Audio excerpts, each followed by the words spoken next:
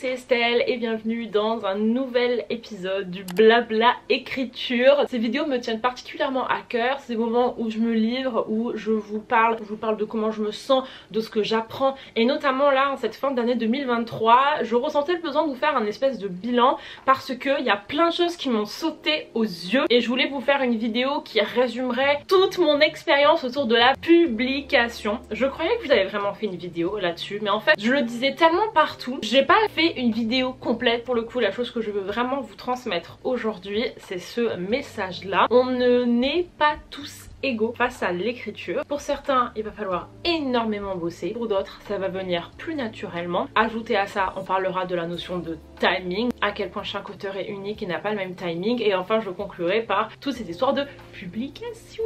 Petit instant émotion aussi, puisque ceci est la dernière vidéo que vous verrez avec mon cadeau G7X, puisque je le change à Noël pour une meilleure caméra. Je vais vous faire une petite mise en contexte afin que si jamais vous connaissez pas trop mon parcours, vous savez d'où je viens et pourquoi est-ce que je vous dis tout ça. J'ai commencé à écrire quand j'avais 13 ans et je m'y suis mise sérieusement quand j'en avais 15. Et depuis, j'ai écrit environ 20 livres. Ça veut dire que j'ai écrit une bonne dizaine de livres avant mes 20 ans. Et en 2019, j'ai entrepris un gros travail de réécriture. Mon but, c'était de remettre au goût du jour et de rendre presque publiables tous mes anciens livres. Je me suis rendu compte de plusieurs choses à travers ce travail. De un, d'à quel point ma plume n'était pas du tout au point, à quel point j'ai progressé grâce à la réécriture et à quel point ça m'a mis du temps surtout à trouver ma plume, à trouver ma patte, à savoir ce que j'aimais faire. Et enfin, le dernier point, c'était peut-être pas une bonne idée parce que mes premiers livres, ils étaient pas forcément destinés à être publiés, c'était juste destiné à moi que je m'entraîne et ça servait à rien d'essayer de les transformer, d'essayer de les rendre parfaits. C'est ça qui fait aussi la beauté de l'écriture, c'est de voir à quel point t'as commencé par des projets qui tenaient peut-être pas trop la route et qu'au fur et à mesure, tu t'es amélioré. Je suis donc quelqu'un qui a commencé à écrire très tôt, qui a fait énormément de projets quand j'étais jeune et qui n'a trouvé sa plume que très récemment. Et ce n'est pas vraiment le cas de tous les auteurs et justement on va en parler aujourd'hui. Dans le monde de l'écriture et des artistes en général, il y a deux postulats qui sont plus ou moins en désaccord mais qui en soi coexistent. Il y a ceux qui disent qu'on naît avec ce petit brin d'écrivain en nous, qu'on a quand même une prédisposition à écrire et qu'il n'y a pas n'importe qui peut se lever un matin et dire vas-y moi je vais être écrivain. Non, tu peux pas te créer écrivain, tu nais un petit peu écrivain. Ça revient justement à la théorie du talent, tu nais avec du talent. Je pense que en effet, les gens qui se mettent à écrire, c'est qu'ils aiment ça. Est-ce que cette envie, elle est transmise par les parents? Est-ce qu'elle est transmise par toi tout seul? Il y a un truc qui va faire que cette idée, elle va te conquérir et que tu vas t'y mettre. Et ensuite, on a la deuxième théorie qui, personnellement, j'aime bien, même si les deux pour moi se complètent vachement. Où là, pour le coup, ça dit que n'importe qui peut être écrivain, que c'est pas compliqué. Tu prends ton ordi, t'ouvres ton ordi, t'écris ton histoire. Si c'est de la merde, si c'est mal écrit, si c'est dégueulasse, on s'en fout. Pour être écrivain, il faut juste écrire. Surtout, tu peux apprendre, tu peux progresser. Il y a un mélange des deux et que l'un n'empêche pas l'autre et que l'autre n'empêche pas l'un et que surtout, il y a des gens qui se rangent plus d'un côté et il y a des gens qui se rangent plus dans l'autre. C'est quand tu confrontes deux types d'auteurs que là, tu peux prendre peur, que tu peux perdre ta confiance en toi ou que tu peux te dire mais qu'est-ce qui va pas avec moi? Et là, il y a de la souffrance qui est possible et on va en parler. Personnellement, je me qualifie plutôt dans la deuxième catégorie. Je détestais lire, je détestais l'écriture. Quand on parlait de livres, je me demandais mais pourquoi vous faites ça? C'est nul à chier, t'es là, tu regardes ton truc.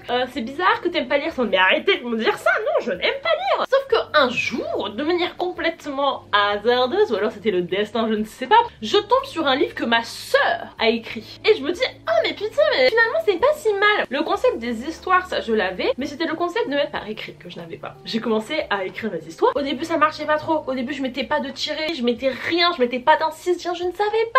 Parce que je n'avais lu presque 0 livre de ma vie. J'ai commencé à lire en même temps que j'ai commencé à écrire. Quand j'avais 15-16 ans là, je commençais à avoir mes 3-4 livres écrits. C'était expérimental et au fur et à mesure je me suis consolidée, j'ai regardé de plus en plus de vidéos et notamment j'ai commencé à être bêta lire et là le choc, parce que moi qui étais restée dans ma taverne de il y a que moi qui lis mes livres toute ma vie, je m'étais pas rendu compte de tout ce que je faisais mal. Je lisais en anglais les gars, donc forcément il y avait plein de trucs de base, de structure de la phrase ou de dialogue que je n'avais pas. Clara elle m'a dit alors Estelle, on va faire le b.a.-ba de la ponctuation, des incises et des verbes de parole parce que tu mets juste n'importe quoi. Et j'ai appris du coup à faire ça et 10 ans plus tard je peux tenir dans mes mains un livre qui je trouve est bien écrit. Ça m'a pris 10 ans, ça m'a pris 15 livres. Quand tu as écrit une vingtaine de livres et que tu tiens à des gens mais il n'y en a qu'un qui est bon, ils te regardent bizarrement. Il y a des gens qui, contrairement à moi, ont une prédisposition à la littérature depuis tout petit. Ils ont toujours aimé lire, ils ont toujours aimé écrire,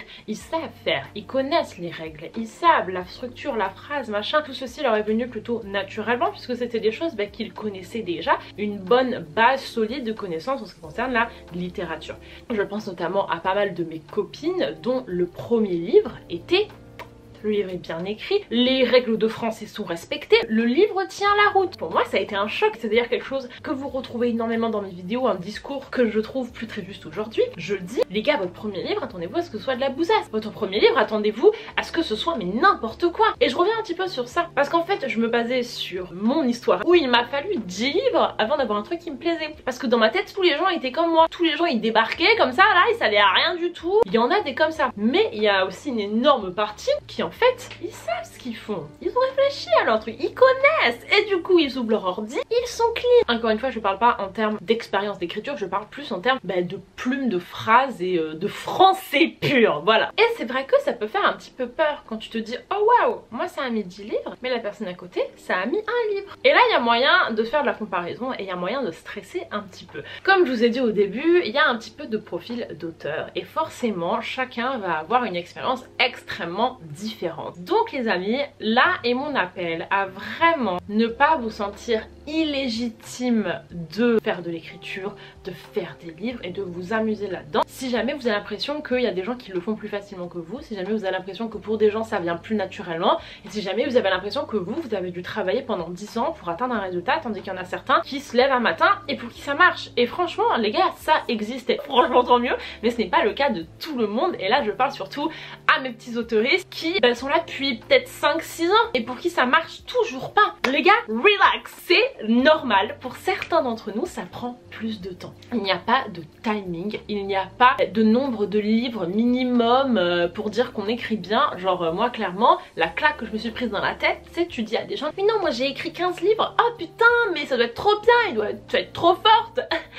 Non, parce que parmi les 15 livres, il y en a 13 qui étaient des livres où je me suis entraînée quoi. Et s'il m'a fallu 13 livres pour m'entraîner, il m'a fallu 13 livres pour m'entraîner. Et il faut pas avoir honte de ça, faut pas avoir honte d'apprendre. Et surtout il faut pas avoir honte de pas être au même niveau que les autres, alors que tu pars peut-être au même moment. Il y a plusieurs choses qui sont possibles. Toi tu as commencé à écrire il y a 5 ans et tu commences à peine à trouver un petit peu ta plume, et il y a une meuf qui elle commence à écrire aujourd'hui et son premier livre il est parfait. Et là tu te dis mais qu'est-ce que j'ai fait de mal?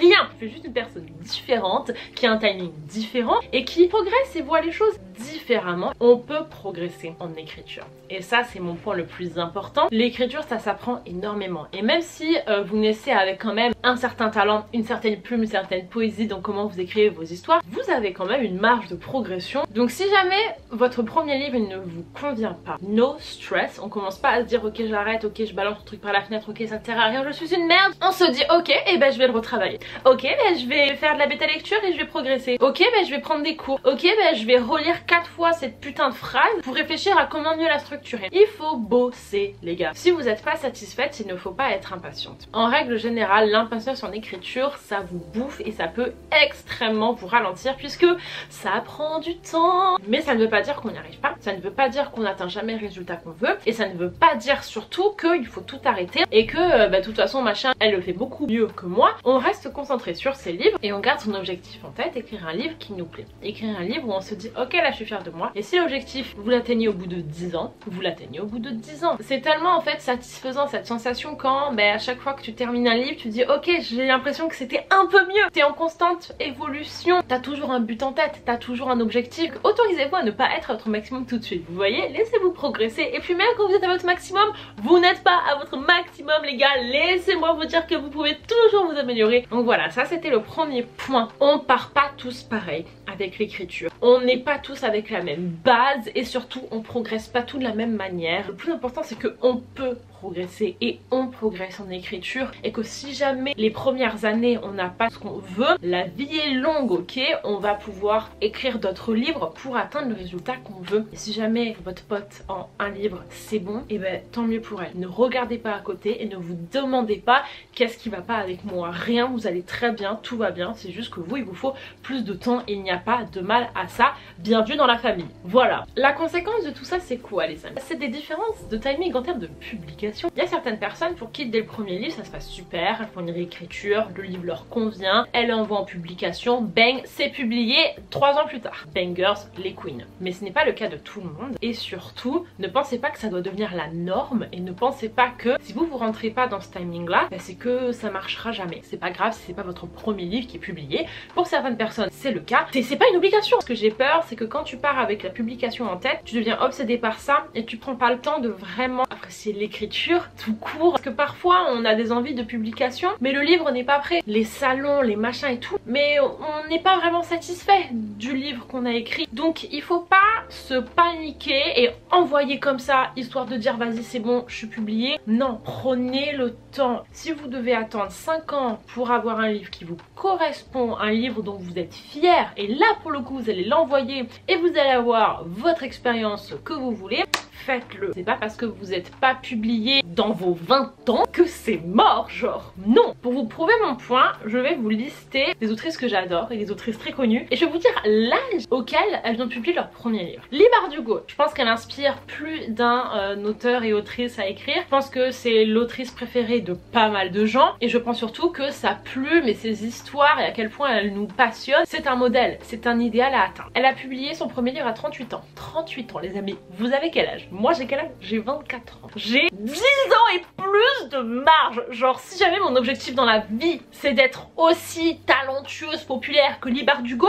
je peux rien faire pendant 10 ans et tout ira bien, je serai dans le timing. Vous voyez, on perd complètement la notion d'échelle en fait parce que on est un petit peu dans un microcosme sur Booksta et tout, où on voit tout le monde se faire publier très tôt et on oublie que ce n'est pas la majorité et surtout ce n'est pas une norme, ce n'est pas une règle. C'est pas parce que vous êtes publié à 20 ans que vous allez devenir Leigh Bardugo et c'est pas parce que vous n'êtes pas publié dans vos 20 ans que vous n'allez pas devenir Leigh Bardugo. Vous savez, il n'y a pas d'équivalence, il n'y a pas de loi. Deuxième exemple, Jandy Nelson, mon autrice préférée qui a écrit Le Soleil est pour toi, 40 ans. Elle a écrit ce livre à 40 ans, vous vous rendez compte le stress qu'on se met, c'est dingue. Et c'est pas parce que t'es pas publié tout de suite que tu ne le seras pas plus tard et ça veut pas forcément dire non plus que tu n'auras pas ton heure de gloire. Autre exemple, Stephanie Meyer. J'ai surtout pris son exemple, elle, pour son succès. 30 ans. Donc pour le coup, vous voyez, c'est quand même plus jeune mais ça reste 30 ans. Ali Hazelwood, 30 ans. Et vous voyez comme aujourd'hui c'est la reine du monde et c'est la reine de la romance, elle a commencé à 30 ans. Et enfin Marie Varey à 28 ans. Ça c'est mon exemple d'autrice française, Marie Varey. On a le temps, ok?